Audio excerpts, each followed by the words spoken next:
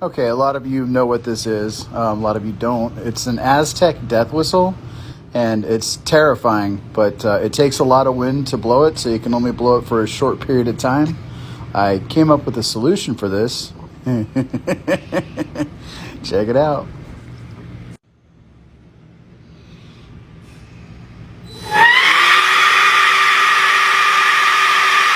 Okay, a lot of you know what this is. A lot of you don't. It's an Aztec death whistle, and it's terrifying, but it takes a lot of wind to blow it, so you can only blow it for a short period of time. I came up with a solution for this. Check it out.